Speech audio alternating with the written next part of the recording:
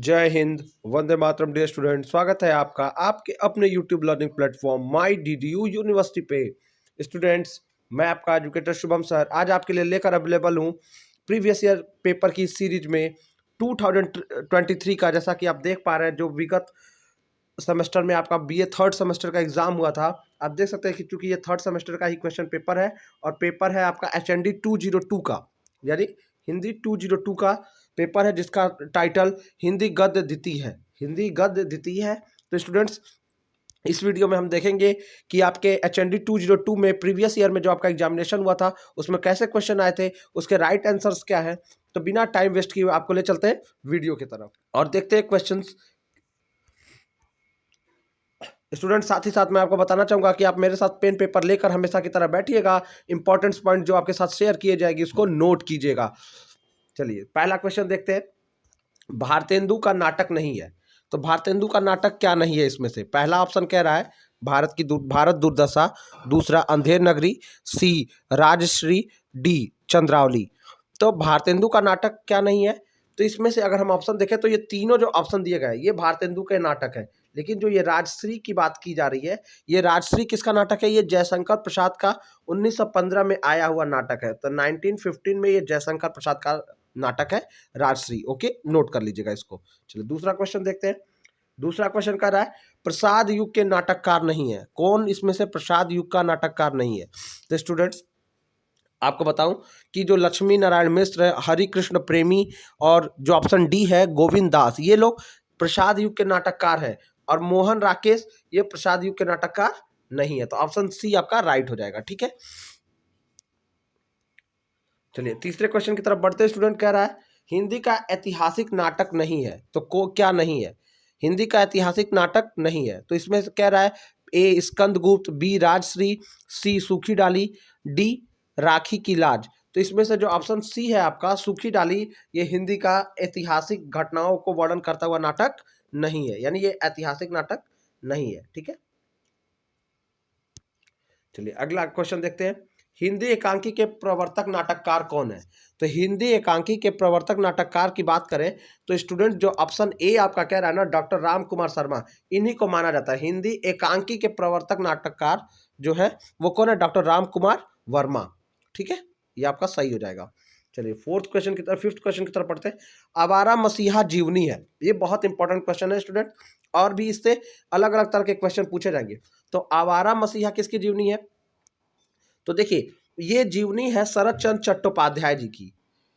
Option जो सी आपको दिख रहा है प्रेमचंद की तो है नहीं, निराला की भी नहीं है और राहुल शंकराचार्य की नहीं है। जो ऑप्शन सी है शरत चंद्र की, यानी इनका पूरा नाम था शरत चंद्र चट्टोपाध्याय की, 1974 में आई थी। कब आई थी ये? 1974 में ये प्रकाशित हुई थी। और लिखा किसने है? अगर पूछ देता लेखक कौन है या आवारा मसीहा जीवनी के लेखक कौन है, तो इसके लेखक विष्णु प्रभाकर है। यह विष्णु प्रभाकर की कृति है। चलिए नेक्स्ट क्वेश्चन की तरफ बढ़ते हैं। नेक्स्ट क्वेश्चन क्या कर रहा है? हिंदी की पहली आत्मकथा। अब देखिए, बहुत इंपॉर्टेंट क्वेश्चन ये भी हो जाता है आपके लिए। तो हिंदी की पहली आत्मकथा क्या है? अर्ध कथानक। क्या है? जो ऑप्शन सी आप देख रहे हैं ना, सत्य के प्रयोग, ये तो गांधी जी का है, ये तो है नहीं। क्या भूलूं क्या याद करूं, ये भी नहीं है। तो जो ऑप्शन सी है अर्ध कथानक, ये आपका हिंदी की पहली आत्मकथा है। ठीक है, चलिए नेक्स्ट क्वेश्चन की तरफ बढ़ते हैं। हरिवंश राय बच्चन की आत्मकथा नहीं है। तो हरिवंश राय बच्चन ने कई आत्मकथाएं लिखी हैं, जिसमें से ए नीड़ का निर्माण फिर, नीड़ मतलब घर होता है, घोंसला होता है, तो घर का निर्माण फिर ये उन्हीं की आत्मकथा है। बसेरे से दूर ये भी उनकी आत्मकथा है। और 10 द्वार के सोपान तक ये भी उन्हीं की आत्मकथा है, ये नोट कर लीजिएगा। तो बचा क्या? अपनी खबर। ये अपनी खबर नहीं, आपको अपनी खबर नहीं याद रखनी है, आपको बस याद रखना है कि उनकी आत्मकथा कौन सी है। तो आपको पता ही चल जाएगा अपने आप कि कौन सी नहीं है। जब आपको पता की लिस्ट पता होगी तो आप बाकी को कर लेंगे।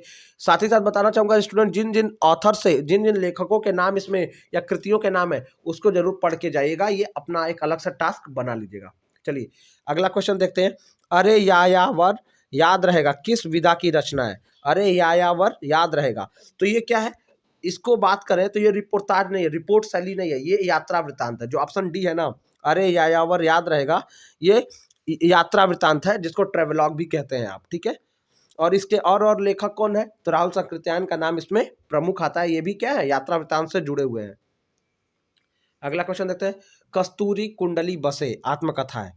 अब देखिए, कस्तूरी कुंडली बसे, पहला ऑप्शन क्या कर रहा है? रमणिका गुप्ता की, बी कह रहा है मैत्रेयी पुष्पा की, सी कह रहा है महादेवी वर्मा की, और डी ऑप्शन क्या कर रहा है? प्रभा खेतान की। अब स्टूडेंट पेन पेपर लेके बैठ, मैंने जैसा कहा था तो बैठे रहिएगा और नोट करना शुरू करिए। तो ये देखिए, कस्तूरी कुंडली बसे, ये मैत्रेयी पुष्पा की आत्मकथा है। ठीक है, ठीक। इनकी दूसरी एक और आत्मकथा है, अब वो भी नोट कर लीजिएगा। इनकी दूसरी आत्मकथा है गुड़िया भीतर गुड़िया। अब और भी बातें बता रहा हूँ, उसको नोट करिए। दिल्ली अकादमी की ये उपाध्यक्ष रही है, दिल्ली साहित्य अकादमी जो है उसकी उपाध्यक्ष रही हैं। अब इनका कुछ और वर्क का नाम नोट कर लीजिए। बेतवा, बेतवा नदी का नाम है बेतवा बहती रही। इसी कृति को उनको प्रेमचंद सम्मान मिला। इस उपन्यास को, बेतवा बहती रही को, प्रेमचंद सम्मान से सम्मानित किया गया। ठीक। इनके और जो है वो है चाक, झूला नट, गुनाह बेगुनाह। तो इनके और उपन्यास ये सारे हैं। ठीक है, ये भी तो बेतवा बहती रही, चाक, झूला नट, गुनाह बेगुनाह, इनके और उपन्यास है मैत्रेय पुष्पा की। ये नोट कर लीजिएगा आप। अगला बढ़ते हैं। तूफानों के बीच रिपोर्टाज है किसका? तूफानों के बीच ये किसका रिपोर्टाज है? तो ये रिपोर्टिंग किसकी है ये? तो ये ऑप्शन ए करा धर्मवीर भारती का, बी करा रंगे राघव का, सी करा विवेकी राय का, डी करा राहुल संकृतायन का। तो स्टूडेंट आपको बताना चाहूंगा, तूफानों के बीच ये जो रिपोर्टाज शैली में जो लिखा गया, ये किसका? रंगे राघव का। ठीक है, ये रंगे राघव का वर्क है। ये मार्क्सवादी विचारधारा से प्रेरित है। मार्क्सवादी आप समझते हैं ना, लेनिन मार्क्स, मार्क्सवादी विचारधारा से प्रेरित थे। आधुनिक काल में के ये माने जाते हैं। आधुनिक काल में 1923 में इनका जन्म है, 1962 में इनकी मृत्यु है। और इनके कुछ रचनाओं की, उपन्यासों की बात कर ले तो घरौंदा एक हो गया, मुर्दों का टीला दूसरा हो गया, प्रतिदिन तीसरा हो गया, उबाल चौथा हो गया, और छोटी सी बात पांचवा हो गया। ये 5 प्रमुख इनके उपन्यास हैं, बाकी और भी हैं। तो रंगे राघव का ये हो गया। ठीक है, चलिए अगला क्वेश्चन की तरफ बढ़ते हैं। आशा करता हूँ स्टूडेंट्स आपको समझ में आ रहा होगा। तो स्टूडेंट्स अगर आपको ये चीज़ें समझ में आ रही होगी तो अपने फ्रेंड्स के बीच इस वीडियो को शेयर करिएगा और वीडियो को लाइव सब्सक्राइब करके। अगर किसी को, साथ ही साथ स्टूडेंट एक बात और बता दूं कि किसी को कोई डाउट होगी तो कमेंट पे हमसे आप डायरेक्ट पूछ लीजिएगा, या आप हमारे टेलीग्राम और व्हाट्सएप ग्रुप का लिंक भी उसमें होगा, आप वहां ज्वाइन करके हमसे कोई भी डाउट हो तो आप पूछ सकते हैं। चलिए क्वेश्चन पे बने रहते हैं। जयशंकर प्रसाद का नाटक नहीं है। अब क्या नाटक नहीं है? जयशंकर प्रसाद का नाटक क्या नहीं है? अब कह रहा है ध्रुव स्वामिनी, ये तो है ही। चंद्रगुप्त, ये भी है। झांसी की रानी, ये नहीं है। झांसी की रानी का नाटक नहीं है। आपको मैंने बार बताया कि क्या नहीं है में कभी स्टूडेंट्स क्या नहीं में है कि उसको नहीं याद करते हैं, कभी हमेशा याद करते हैं क्या है, तो ताकि कोई भी क्या नहीं वाला है तो आप तुरंत उसको पहचान सके। तो झांसी की रानी इनका नाटक नहीं है। अब आप जरूर बताइएगा कि झांसी की रानी किसका नाटक है। ये मैं आप पे छोड़ रहा हूँ, ये बहुत प्रसिद्ध नाटक है। ठीक है, और डी जो है अजातशत्रु। तो ध्रुव स्वामिनी, चंद्रगुप्त और अजातशत्रु जयशंकर प्रसाद का नाटक है। चलिए अगला, ध्रुव स्वामिनी नाटक की मूल समस्या क्या है? तो कह रहा शिक्षा की, जाति की, धर्म की, स्त्री अस्मिता की। तो स्टूडेंट्स आपने पढ़ा भी होगा इस नाटक को ध्यान से। तो ये स्त्री अस्मिता एवं मुक्ति, स्त्री को बंधनों से मुक्त करने की ये नाटक का मूल समस्या है। ये अब और नोट कर लीजिए, ये पुनर्विवाह की समस्या को प्रकाश में लाती है। स्त्रियों के अधिकारों के प्रति समाज को जागरूक करने वाला ये नाटक है। ठीक है, तो इसको, ये सब इसके और भी थीम्स यानी मूल समस्याएं हैं, विषय हैं इसके। चलिए, ध्रुव स्वामिनी नाटक का स्त्री पात्र है।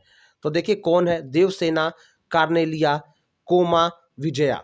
अब आप बताइए स्टूडेंट्स, तो क्या आपको याद आ रहा है क्या है? तो इसमें स्त्री में कोमा है, और भी इसमें स्त्रियां हैं जिसका जैसे नाम नोट कर लीजिएगा, मंदाकिनी। ठीक है, कोमा, मंदाकिनी भी इसमें से क्या है? एक स्त्री पात्र भी है, तो मुख्य प्रमुख में। ठीक है, मंदाकिनी, कोमा, ये लोग हैं। लेकिन ठीक है, बाकी देवसेना, कार्नेलिया और विजया नहीं है।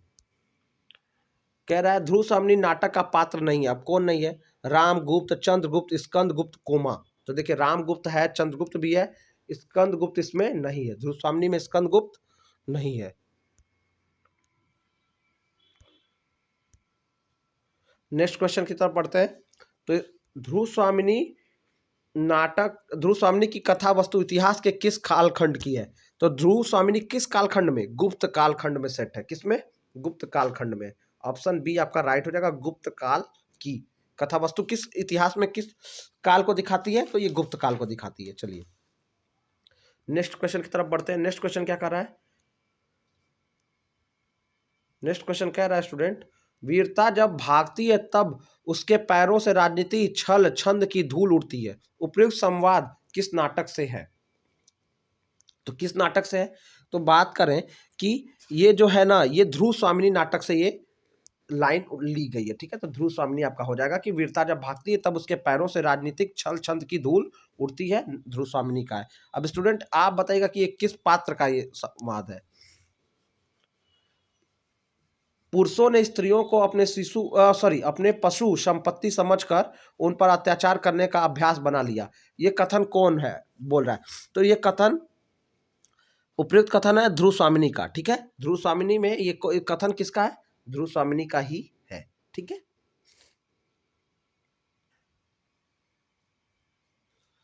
ओके, चलिए नेक्स्ट क्वेश्चन क्या कह रहा है?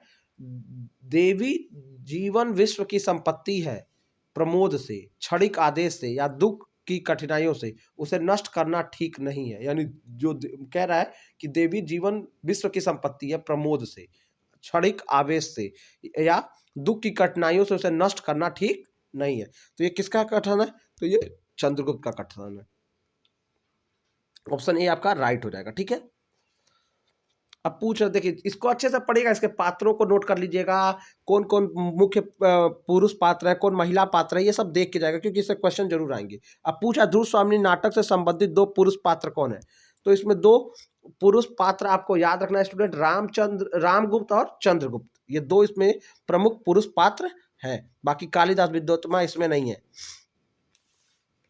ध्रुव स्वामिनी नाटक का खल पात्र नहीं, खल मतलब जो शत्रु है या जो उल्टा पात्र है, जो मतलब जो हमारा नायक है उसके अपोजिट में, जो उसके विरोध में कौन सा पात्र है, तो खल मतलब जो अच्छा पात्र नहीं है। ध्रुव स्वामिनी नाटक का खल पात्र नहीं है कौन? रामगुप्त, शिखर स्वामी, चंद्रगुप्त, सकराज। तो आपको पता है चंद्रगुप्त जो है वो खल पात्र नहीं है। ऑप्शन सी आपका हो जाएगा क्योंकि ये नायक पात्र है। उपेंद्र नाथ अस्क की एकांकी कौन सी है? उपेंद्र नाथ अस्क, अब देखिए उपेंद्र नाथ अस्क की बात करें तो लक्ष्मी का स्वागत इनका एकांकी है, लक्ष्मी का स्वागत। बाकी सीमा रेखा, भोर का तारा, ये सब नहीं है। भोर का तारा आपको पता ही चल जाएगा आगे कि ये किसका है। तो लक्ष्मी का स्वागत उपेंद्र नाथ अस्क की एकांकी है। उपेंद्र नाथ अस्क जी का जन्म जालंधर पंजाब में 1910 में, ठीक है, हुआ। प्रेमचंद्र की सलाह पर, मुंशी प्रेमचंद्र की सलाह पर इन्होंने लेखन का काम शुरू किया था। पूछ सकता किसकी सलाह पर शुरू किया? तो प्रेमचंद्र की सलाह में। 1910 में जन्म, 1996 में मृत्यु। इनकी और एकांकियों के नाम है कामदा, तौलिए, भंवर, आदि मार्ग, छठा बेला। तो स्टूडेंट ये सारे इनके और एकांकी। अब बताना चाहूंगा स्टूडेंट्स, आप वीडियो को पॉज करके या पीछे जाकर भी चीजों को नोट कर लीजिएगा जो आपसे छूट जाए। औरंगजेब की आखिरी रात एकांकी का कथ्य है। अब औरंगजेब की आखिरी रात एकांकी का कथ्य क्या है? मनुष्य जीवन में दुर्बलता के पक्ष का उद्घाटन, ये तो है ही। शक्ति के मद में मधांग व्यक्ति का चित्रण, ये भी इसमें हुआ है। मनुष्य की सबसे बड़ी दुर्बलता महत्वाकांक्षा, इस तथ्य का उद्घाटन किया, मतलब इस तथ्य को बताया। तो सब सही है, तो ऑप्शन डी हमारा सही हो जाएगा। ऑप्शन डी उपयुक्त सभी।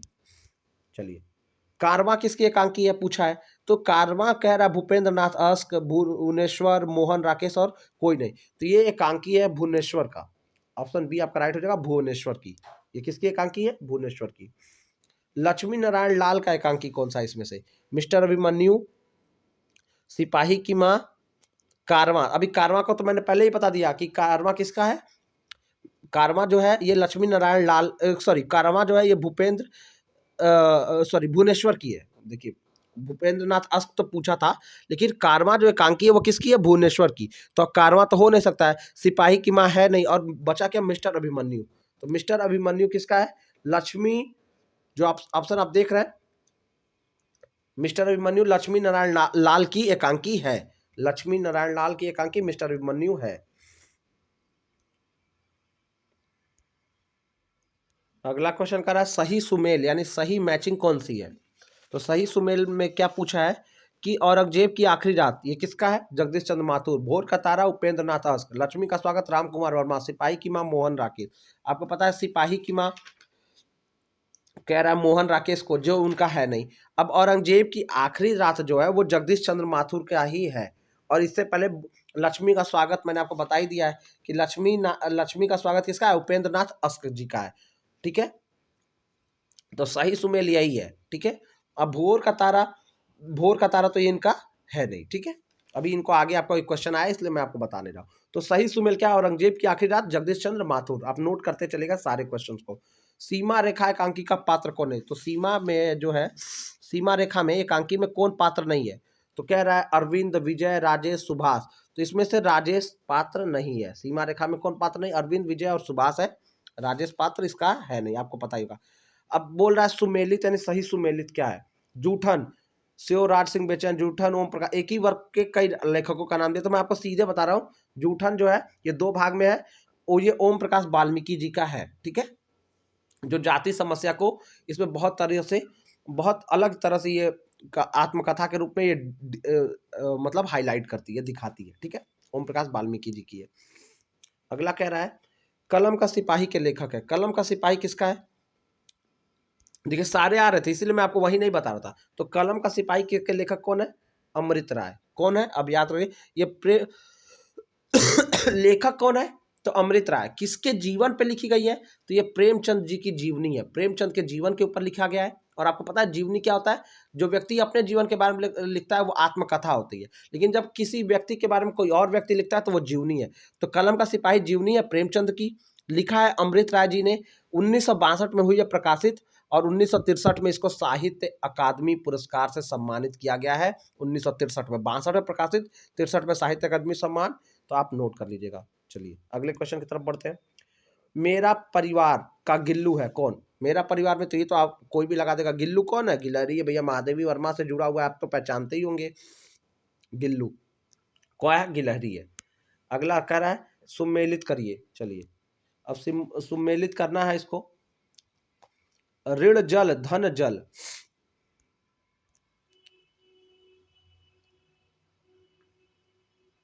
क्या कह रहा है? कह रहा है अब ऋण जल धन जल किसका वर्क है? सदाचार, चार पुस्तकों के नाम है और चार लेखकों का नाम। तो ऋण जल धन जल, फिर सदाचार का ताबीर, मेरा परिवार, कारवां। तो इसमें जब हम स्टूडेंट मिलान करेंगे तो मैं बहुत ध्यान से बता रहा हूँ। जो आपका कह रहा है ऋण जल धन जल की बात करें स्टूडेंट, तो ये आपका हो जाएगा ऋण जल धन जल जो है, ये मैं आपको बता रहा हूँ, ध्यान से देखिएगा, ठीक है। तो ऋण जल धन जल जो है ये आपका पहले का चला जाएगा चौथा पे, फणेश्वर राज रेणु का, ठीक है। तो पहले का चौथा पे। अब दूसरा कह रहा है सदाचार का ताबीर, तो दूसरे का चला जाएगा स्टूडेंट तीसरे पे हरशंकर परसाई पे, ठीक है। तो ये आपका तीसरा हो गया। मेरा परिवार, इसका हो जाएगा महादेवी वर्मा, ठीक है। मेरा परिवार किसका है? महादेवी वर्मा। और कारवां आपको पहले ही बताया है कि कारवां किसका है? भुवनेश्वर का है। तो इस सारे मैचिंग को ध्यान में रखते हुए स्टूडेंट हम देखेंगे तो सही मैचिंग हमारी बन जाती है ए, ठीक है। ए आप हमारा सही मैचिंग बन जाएगा। तो ये आपका हमारा सही उत्तर हो जाएगा कि ये इनकी इनकी पुस्तकें हैं, ठीक है। चलिए नेक्स्ट क्वेश्चन की तरफ बढ़ते हैं। रिपोर्ताज मूलतः किस भाषा का शब्द है? अब रिपोर्ताज जो शब्द है ये मूलतः किस भाषा का है, ठीक है। तो आपको बता दूंगा स्टूडेंट कि रिपोर्ताज शब्द जो है ये फ्रेंच भाषा का शब्द है, ठीक है। ऑप्शन ए आपका राइट हो जाएगा, फ्रेंच। याद रखिएगा ये फ्रेंच भाषा से लिया गया है। घुमक्कड़ शास्त्र के आचार्य कौन है? ये तो आप कर ही लोगे यार। घुमक अथा तो घुमक्कड़ो जिज्ञासा, लहासा, वोल्गा से गंगा, लहासा की ओर, ये सब क्या है? घुमक्कड़ शास्त्र है। और घुमक्कड़ के कौन है? तो ये आपका हो जाएगा राहुल सांकृत्यायन, ठीक है। ऑप्शन सी आपका राइट हो जाएगा। यात्रा वृत्तांत में भी है, ठीक है।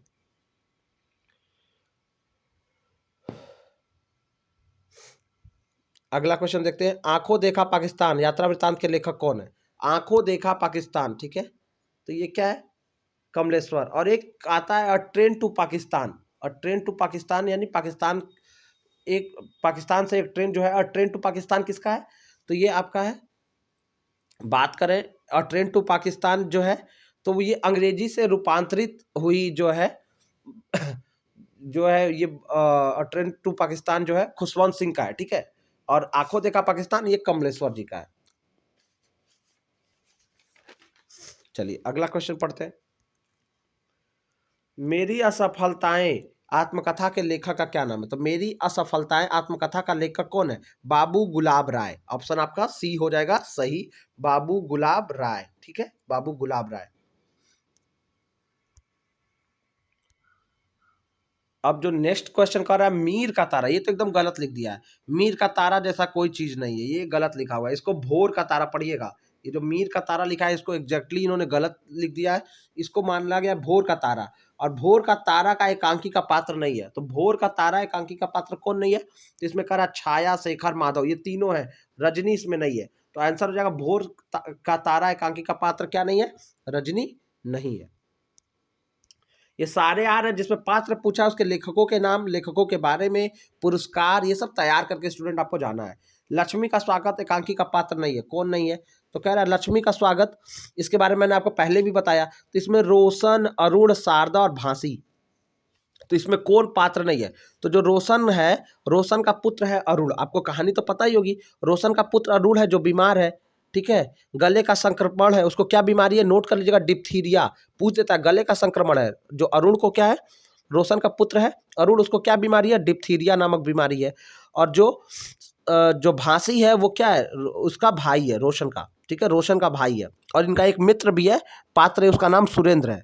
तो शारदा जो है इसकी पात्र नहीं है। और आपको पता है ना, वो उसकी शादी की बात करते हैं रोशन की, कि इसकी दोबारा शादी हो जाए, और पुत्र भी बीमार है, और लास्ट में पुत्र मर जाता है और शादी के लिए रिश्ता आया रहता है। आप कहानी को जाके पढ़िएगा। कहानी नहीं मिलेगी स्टूडेंट्स तो आप मेरे को ग्रुप में या मेरे व्हाट्सएप पे या टेलीग्राम पे कमेंट करिएगा, तो मैं कहानी आपको उपलब्ध कराने का प्रयास करूंगा। मिस्टर अभिमन्यु एकांकी का पात्र नहीं है। मिस्टर अभिमन्यु एकांकी का पात्र क्या नहीं है? राजन, सुनीता, केजरीवाल और गया दत्त। तो इसमें स्टूडेंट्स जो है केजरीवाल जो है वो तो है ही पात्र, लेकिन ठीक है, चलिए एक मिनट स्टूडेंट्स। तो तो कह रहा है मिस्टर अभिमन्यु एकांकी का पात्र नहीं है। अब मिस्टर अभिमन्यु की बात तो पहले भी हुई है, मैंने कहा है ना, जितने नाटक है उनके पात्रों को, लेखकों को देख के रहेगा। तो राजन इसमें है, केजरीवाल भी है और गया दत्त भी है। तो पात्र क्या नहीं हुआ? सुनीता नहीं है। ऑप्शन बी आपका हो जाएगा स्टूडेंट्स। जिनके अब अगला क्वेश्चन देखते हैं जी। अगला क्वेश्चन क्या कर रहा है देखते हैं स्टूडेंट, एक मिनट। हाँ, कह रहा है जिसके साथ जिया 30 बरस का साथी, संस्मरण हिंदी के किस आलोक के बारे में? जिनके साथ जिया 30 बरस का साथी, जो संस्मरण मतलब स्मृति में लिखा गया है, ये किस आलोचक के बारे में? तो ये रामविलास शर्मा के बारे में है, ठीक है, रामविलास शर्मा जी के बारे में। लेखक के नाम को आपको देख के जाना है। नेक्स्ट क्वेश्चन की तरफ मूव करते हैं। अगला क्वेश्चन है ऋण जल धन जल रिपोर्टाज किस प्रकृति आपदा के बारे में? ऋण जल धन जल। अब ऋण जल और धन जल किसके बारे में है? बाढ़ और सूखा के बारे में। सीधे आपको बता रहा हूँ, आंधी तूफान होगा नहीं, बाढ़ सूखा आपका सही है। तो ऋण जल धन जल रिपोर्टाज किस आपदा के बारे में है? तो बाढ़ और सूखा के बारे में। और चौथा 40वां क्वेश्चन देख लेते हैं, क्या कह रहा है? सदाचार की ताबीज व्यंग किस समस्या से संबंधित है? तो जो सदाचार की ताबीज है वो कह रहा बाल विवाह, सॉरी, अस्पृश्यता और भ्रष्टाचार और जाति की समस्या। तो ये भ्रष्टाचार को दिखाती हुई ये व्यंग है। तो आपका ऑप्शन सी हो जाएगा। तो स्टूडेंट इसलिए आपको तबियत खराब होने के बावजूद मैंने आपके लिए 40 क्वेश्चन का सीरीज किया है, चूंकि आपके एग्जाम्स पास आ रहे हैं और मेरे खुद के भी एग्जामिनेशन चल ही रहे हैं। तो स्टूडेंट इसके बीच में मैं आपके लिए वीडियोस करने की कोशिश कर रहा हूँ। वीडियो को अच्छा लगा होगा तो अपने फ्रेंड से शेयर करिएगा और अच्छे से तैयारी करके जाइएगा, ताकि आपका पेपर सबसे अच्छा हो। Thank you so much, have a good day.